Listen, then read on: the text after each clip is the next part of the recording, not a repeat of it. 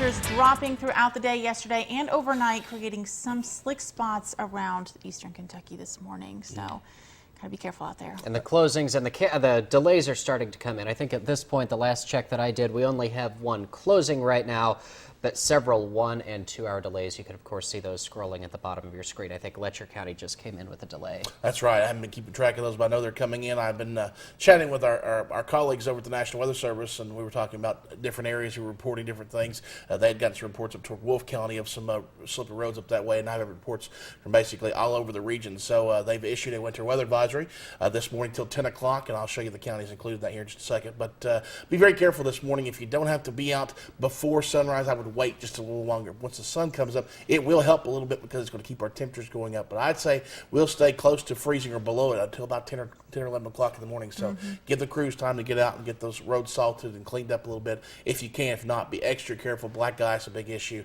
and some snow coming down and sticking on top of that ice in some spots as well. And of course, if you see some particularly dangerous road conditions, anything that looks interesting, feel free to send us pics at WYMT.com if you have any pictures of that, or find us on Facebook or Twitter. We'd love to hear about any reports that you have of slick roads out there. That's right. Let's get into it so we can show you where the action is. Let's go over to our winter weather advisory first, and I'll show you what's included in that. That's basically most of the area except for parts of southern Kentucky. But again, as I always say, just because you're not included in an advisory does not mean you're not getting some of the action this morning. So basically, most of the mountains covered at this point. Now, again, we deal with 3 different National Weather Service offices. This is Jackson right here. You also have Charleston, which covers some of our West Virginia counties and Virginia counties, and Morristown, which covers our East Tennessee counties and into Virginia. So we're going to keep an eye on those. If it's updated, more counties are included, we will let you know. Snow showing up on live pinpoint Doppler radar this morning across much of the Kentucky River Valley. A few snow showers back up just south of Moorhead up toward Campton and Wolfe County, but you see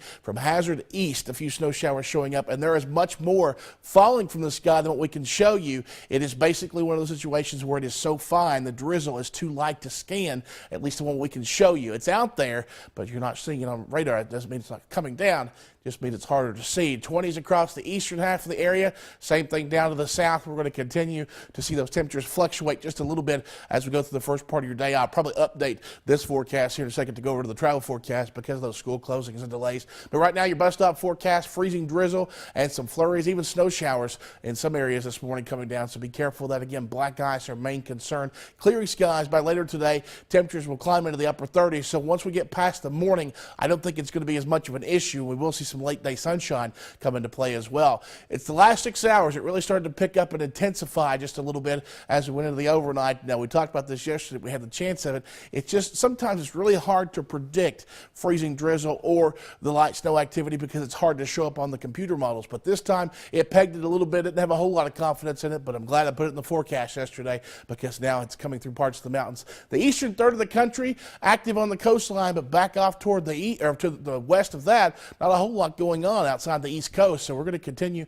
to see that kind of a pattern for the most part for the next couple of days. Future view starting at 7 o'clock this morning. Again, you can't scan much, but you see temperatures are below freezing pretty much everywhere. So we want to watch that. Clouds will gradually start to clear as we go into the afternoon. So some late afternoon sunshine. Temperatures climb into the mid to upper 30s for most. And then as we get deeper into the forecast tonight, I think we stay mainly cloud free overnight, which will get us colder down into those 20s for overnight lows, maybe closer to 30 in spots. As we go deeper into the day on Wednesday, those clouds will start to thicken back up, and you see the next couple bands of snow showers trying to get their act together as we go from Wednesday night into Thursday morning. I don't expect a whole lot, but you see behind that some very cold air will be coming into play behind that as well. For today, 39 later, but this morning the main areas of concern, freezing drizzle, black ice, and snow showers, so be careful of that. We will clear out later to sunshine, but it's going to take a while, so any time between now and about 10 or 11 o'clock, once that advisory, same time as that advisory time ends, we're going to be seeing those possibilities for those slick roads. 25 tonight under mostly clear skies and chilly. Tomorrow back to 54, but it is a short-lived warm-up. We're going to see temperatures fall again quickly, starting out in the 30s early Thursday morning, but as we get into the afternoon, we'll be in the upper 20s, and then we dry out, but temperatures go back and forth as we head into Valentine's Day weekend. Second check of the refrigerator this morning. See what we have for you there behind the magnets on the refrigerator art. Nice pretty little Valentine picture coming there from Abby over at Hyman Elementary School. We appreciate that. Appreciate all the nice pictures we get to showcase here on the Morning News. Time is 5:44. Sports is next.